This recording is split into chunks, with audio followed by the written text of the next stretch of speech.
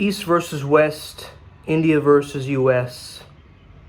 Is there a difference in the mentality of what I've noticed? Watch this video to find out. Yeah. I'm inspired. I'm inspired. Hey there guys, how's it going? My name is Sumit Chatterjee from the Flow Zone Academy, and I'm a flow state coach, which means that I help you feel better and perform better. Josh asked me, was also wondering if you noticed a difference between people's problems in India and the West mentally, and being half Indian myself, I'm quite curious, okay? So, of course, as you guys know, I've traveled worldwide before settling down in India myself, in my hometown, Kolkata, and I see people, different clients, different patients over here, as well as abroad, and I've experienced the difference between the two places or the two lands. Is there a difference between the Western mentality and the Indian mentality in terms of problems that they have? And what are the trends or the patterns that I've noticed in terms of both of them, right? The first thing that I would say, bro, is what I've noticed is that in India, there's still a very, very inherent and innate social stigma. In India, there's still that mental health stigma, okay?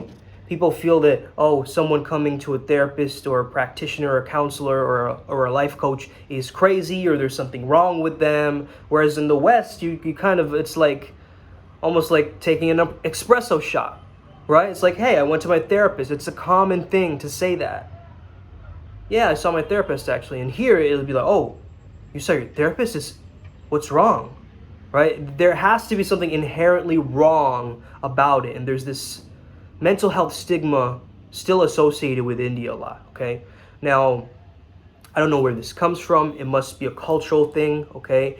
I noticed an Indian mentality is very associated with reputation and custom and tradition and community.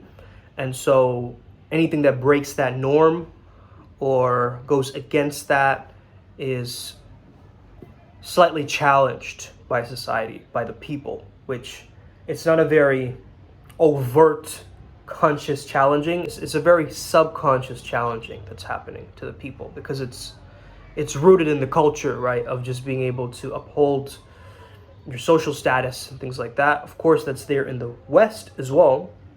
However, I would say that in the West, they associate the rungs of power in terms of the working class, the middle class, the upper class.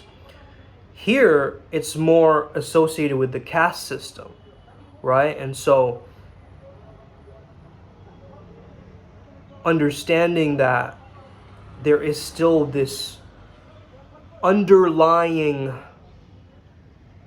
theme in India that I notice for people who are still, you know, we have maids here and we have drivers here, and there's still this kind of mentality of like, oh, the security guard doesn't get that much respect that, you know, a security guard in the US gets. In a sense, the doorman, you know, gets daps and props, whereas here it's kind of like, oh, they don't even get greeted a lot of times. So I mean, I make it my mission sometimes to say hi to these people and just say thank you and please and this kind of stuff, you know. But I have noticed that, man. It's kind of sad to see that, but, you know, it is what it is in terms of that. Now, there's also some great things about Indian culture because of the inherent spirituality. I feel like a lot of people rely on rituals and as well as going to temples and things like that here. And you know, I've got to be very open-minded in terms of, you know, the different gods that people worship and things like that, right? Obviously, I'm very spiritual. I do respect the Hindu gods, and I do have some idols here in my home. However, that's not my primary basis of doing that. I would rather be like the people who were in the Mahabharata and, you know, the Bhagavad Gita, the people in it, rather than emulating some of the gods there in terms of finding like one track mind or one faculty of going towards that. That's just my own personal belief system. So again, very interesting how there's a difference there. In the West, they're adopting Eastern things, like they're starting to do yoga and talking about chakras, right? And over here, they're starting to do Western things of like, hey, let's wear jeans and let's go out clubbing and let's do this, right? So there is this back and forth of being influenced by each other that I think is very prevalent, right? I think that's very prevalent here in terms of that, like something that is a trend that kicks off in the US. Indians won't really hop on that trend immediately. They'll give it some time until they finally like hop on the bandwagon, and now everybody's talking about it, right? In a sense, that's what it's like in a sense. Okay. Other thing that I've noticed is in terms of setting boundaries. I mean, boundaries are set a lot more in the U.S. I would say. Like you got to wait in line, right? You got to get there at 5 p.m. exactly on the dot. There's a reason why we call it Indian Standard Time, right? People just aren't in the same wavelength of the time that's happening. For certain people, it's sped up. For certain people, it's slowed down. It's like people are running by their own course of time, right? That's happening here. And that's why you get so many people not waiting in the queue, right? So many people just like not following the certain rules or the regulations here. So that there's a bit of like crossing over boundaries. But the good thing is also that people are sharing a lot. Right? In the US, it's not really like a very sharing culture. Like, hey, I'm going to give this to everybody, right? We can all just share it with each other. Let me invite you to my home and treat you like in India, the guest is the god, right? As they say. And so there is that hospitality, Indian hospitality of like really looking after the guest and understanding that, we got to respect the guest.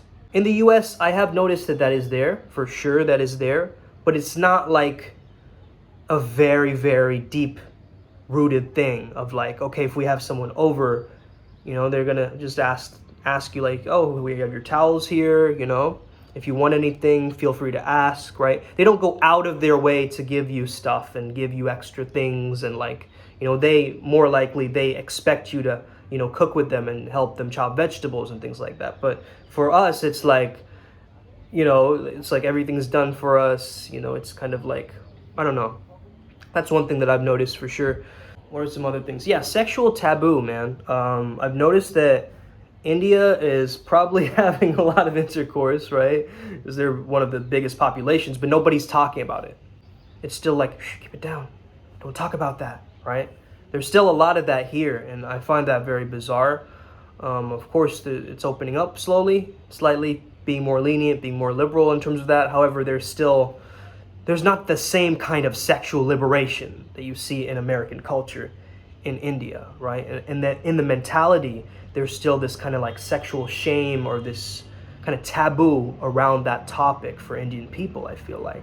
And repression causes a lot of issues, right? Repression causes a lot of tension within.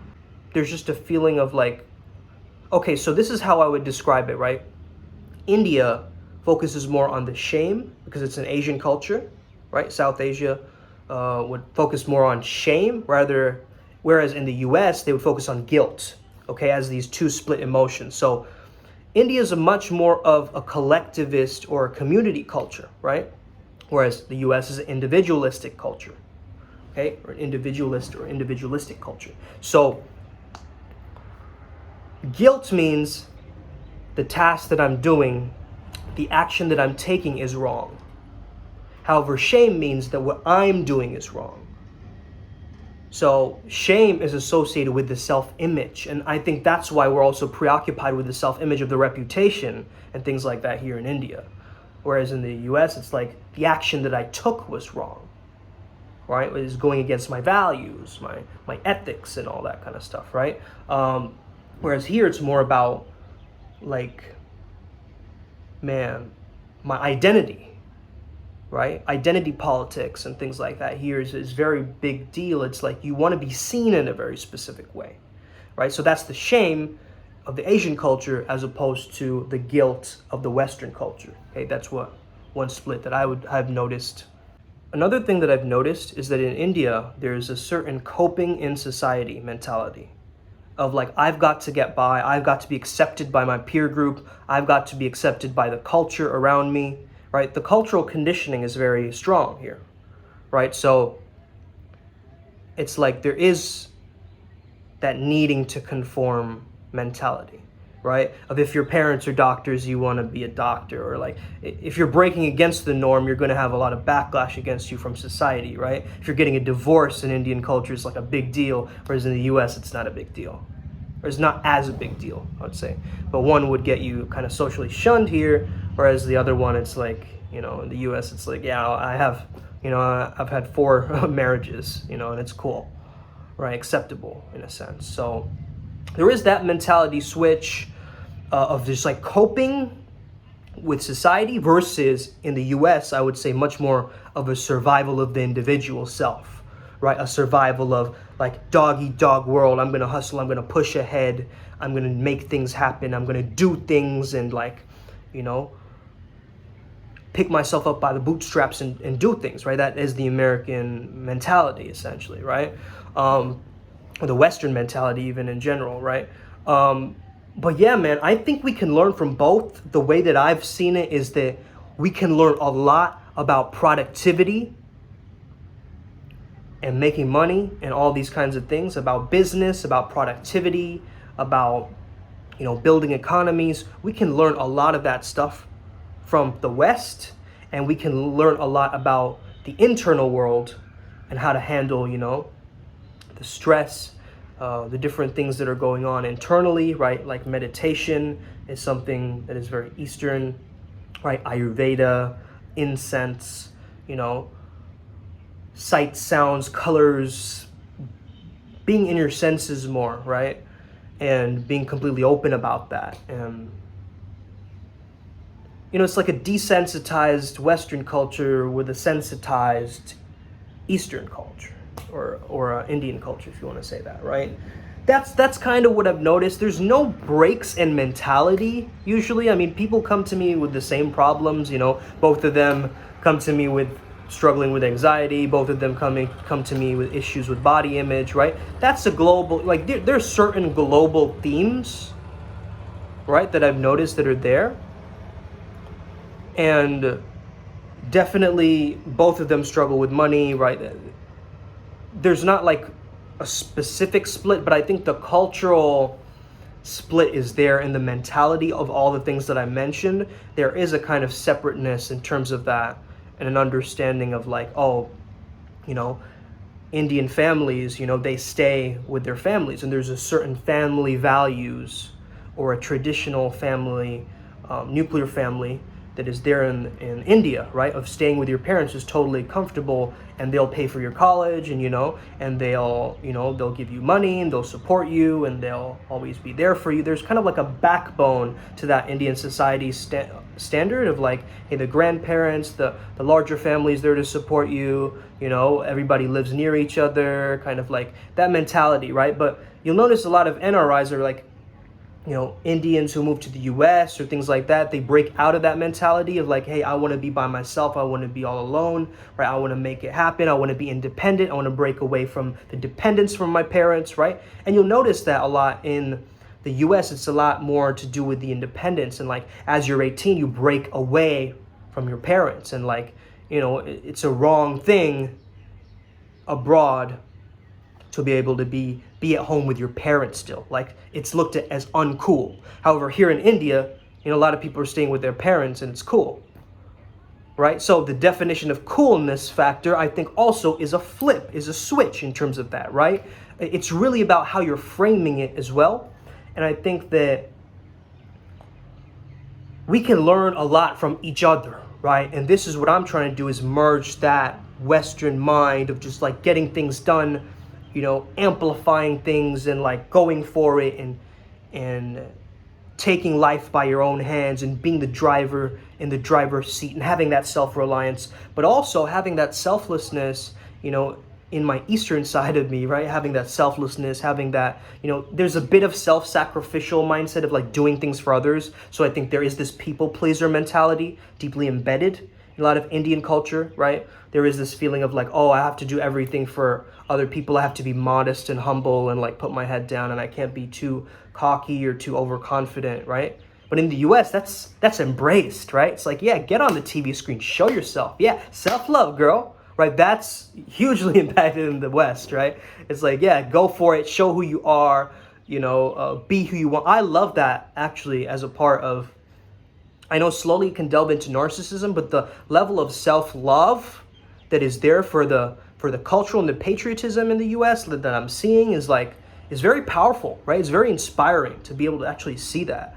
And me as an Indian also having this inherent wanting to serve others mentality, it can go very far, but it can also be very beneficial to be able to actually open my heart and have deep, meaningful conversations with people, right?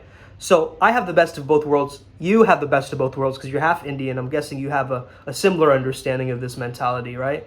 But yeah, man, I think that's what I would say. If anything else comes up, I'll definitely let you know. But this is what's coming up for me right now in terms of a video like this, okay? So I hope this video helps you out. Whoever was listening, thank you for tuning in. Shoot me a message on Instagram if you want to talk further. I'm all ears. I'm here to listen. I'm here to serve. At the same time, I'm here to flex when I want to, okay? Have an amazing day. May the flow be with you and stay legendary. Let's get it. Boom.